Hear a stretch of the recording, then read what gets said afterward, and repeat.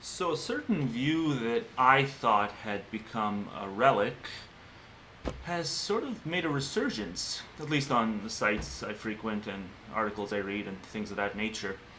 Um, and the view I'm referring to is the idea that boys, right, whether it's toddlerhood, preteens, teens, just youth in general, boys who grow up in a fatherless household, and likewise girls who grow up in a motherless household. That's also part of the analysis, but it's mainly focused on males. Young males who grew up without a father figure for an influence. They go on to miss out on something essential.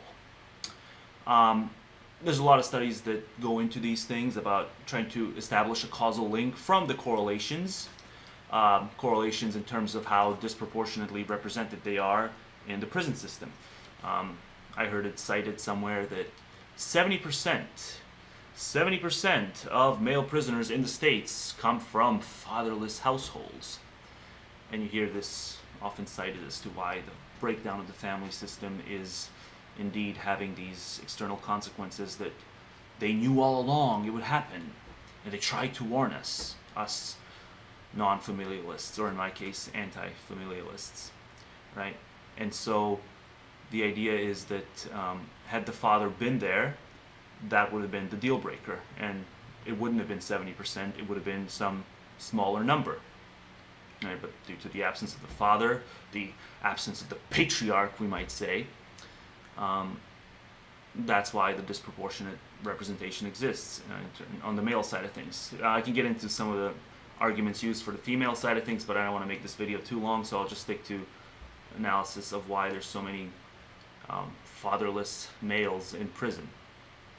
Fatherless not biologically, but fatherless in terms of how they grew up, just how I set it up to begin with. And this has always been piss poor argument in my view, but just because people keep citing these statistics and these research papers and honing in on the numbers themselves, it's supposed to be very persuasive. But you don't really have to think too hard about why the correlative links don't necessarily have to lead to causal links. For one, the sort of person who would end up having a kid out of wedlock, or the sort of person who might think that they will go on to have a kid in wedlock, and then realizes that the partner he or she chose is in fact a shitty partner and a partner not worth keeping, that's in all likelihood going to be a poor judge of character. Now, if you're a poor judge of character, odds are you're going to be somewhat incompetent at raising a kid. Which is not to say that there's such thing as purely perfect competence at raising a kid. Mostly it's guesswork. But even at the guesswork part, this person is going to be flawed, seeing as how, well, they conceived of a child with a person whose character they were not able to vet. That's the first thing that my mind goes to as I'm reading these studies. And the second thing is obviously the financial setbacks. The financial setbacks of being a single parent, right? So it's not this idea that had it only been for the father's presence, whatever good advice the kid needed to be exposed to during the kid's upbringing, that advice, you can't just filter it into the kid's mind through non-familial figures. No. It needs to be from the daddy himself. And if it's not from the daddy, it's just not going to seep into the kid's brain. That's more or less the roundabout way that they'll put it. They won't explicitly say it, but that's the sentiment in all these studies, right? Because what are these kids missing? Are these kids being raised in societies where good advice is nowhere to be found? Are there no PBS programs? Is C-SPAN not available to them? I'm talking about the current generation, right? So even before the internet, right? So I'm thinking 90s, 80s, 70s even to an extent, right? Did these kids really have no access to a library even? Did they have zero access to perhaps a wise neighbor next door? A wise kid in their own classroom? To give him to filter out whatever bad advice they were lacking from their home environment? Is it really possible that because the father was absent, there's just no other way for them to receive this advice? There's nothing in the society itself can't give the pep talk. The pep talk has to come from a blood relative, an immediate family member, right? So that's how far they'll take it in some cases. They'll say, no, it can't even be an extended family member. No, it needs to be the daddy. The kid needs the daddy. And if he doesn't have the daddy to dispose the advice is just not going to seep in. And this just runs completely counter to when I think back to my childhood, in terms of what sort of advice I was most yearning, right? When did I pay attention the most? Was it when I heard my father talk about something that was folk wisdom, 9 times out of 10? Not authentic wisdom, just these small town notions of wisdom. Or did I really listen up when there was a sort of level playing field? When it was not so much a stranger, but someone who I knew wasn't going to patronize me and treat me with any sort of partiality, right? So it was when the speaker was someone who was going to look at me in the same way that he was looking at my friends. There was going to be a truly equal playing field, and the advice was heard, right? Not just for me, not just tailored for my idiosyncrasy, but actually tailored for everyone, applicable to everyone. Not just subjective, but dare I say, universal, or at least quasi-universal, something close to it. Universal within the culture itself. And so that's the deal breaker, right? That's the deal breaker that these moral panics is what I view. Anyone who talks about the breakdown of the family system, I view it as a moral panic, right? And it's always going to be a correlative citation. It's never going to be a causal link, because what they have to do to establish a causal link is prove, number one, single parent income, two parent income. There's a head start right there in terms of at least access to information. And second of all, you have to prove how the kid had no ability to glean good advice outside the household. You can't just focus on the kid's inability to glean advice within the household. The kid is not blind. And it really worries me when I see people who give kids this little credit. They make it out as if the kid is just blind to advice unless the advice comes from an immediate blood relative, right? Familial partiality is the deal breaker for these people. And it just runs totally counter to how my brain operated ever since I was a toddler. I didn't need the advice to come from a blood relative. It ties back to the flimsy notion that blood is thicker than water. That you're not going to judge the individual based on the individual's character, that you're going to judge the individual based on tribalistic sensibilities. Well, I'm sorry. I was lucky enough to be exposed to plenty of media that disabused me of that early on.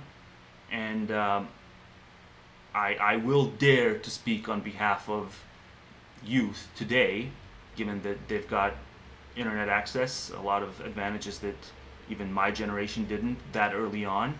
And I am going to be quite confident in assuming that all the advantages I had, access to the films I've seen, the books I read, even starting at that early of an age, that's just been quadrupled in this generation.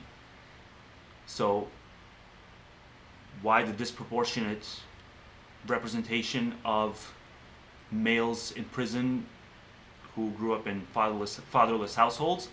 Yeah, I'm going to go ahead and say it's just that they just so happen to not have had a way to filter good advice from bad advice.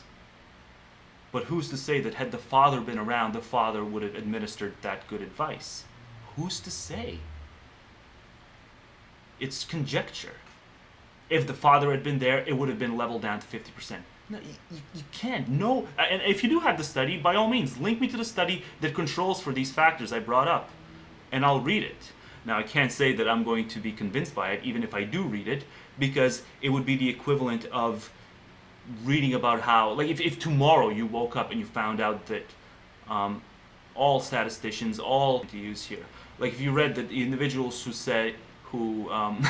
debunked loose change, popular mechanics, if they suddenly did a 180 and they came around to the view that Building 7 was a controlled demolition, and their whole profession did a 180 on that, and everyone believed that 9/11 was an inside job, just all of a sudden, just for some inexplicable reason, they started finding this flimsy evidence something other than flimsy.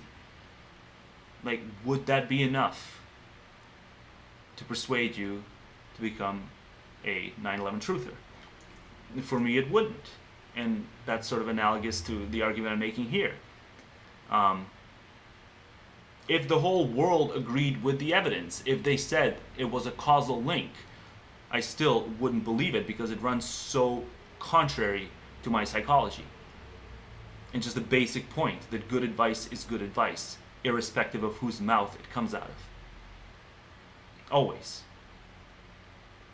And I give kids more credit than, apparently a lot of the statisticians who gathered this evidence with a pointedly political goal in mind, to make divorce into a taboo, which I don't think you're going to do, even if you do persuade a lot of people that the breakdown of the family system is a problem per se. But yeah, so it's as simple as that. Good advice is good advice. You're just not going to be able to undo that point. And whether it comes from daddy's mouth or next door neighbor's mouth or a cartoon character's mouth, it's just not going to matter. And not all kids are going to be equally receptive to it, irrespective of whether the father's there.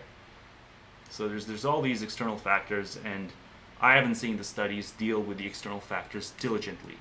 I wouldn't mind reading up on it, but truth be told, even if the study controls for every single external factor that can fuzzy the line between the correlative effect and the causal link, I don't see myself buying into this. At the end of the day, I am strongly moving toward the view because of this, because I was just thinking about this earlier today. We're not in control of our belief systems. I can probably talk about a few other subjects where you can give me perfect evidence, and I can acknowledge it on a level that there's perfect evidence for a given theory, or even just a raw numbers conclusion. But if it runs contrary to everything I've experienced hands-on, anecdotally, I can't say that I will, in true Spockian form, disabuse myself of that personal experience. If the research points to something that's truly extraordinary, I can give that lip service, but I can't say that I will genuinely change my mind, because at the end of the day, we're not in control of our belief system. Our belief system happens. Like a lot of other things just happen. Brains develop differently. Brains function differently. That's all.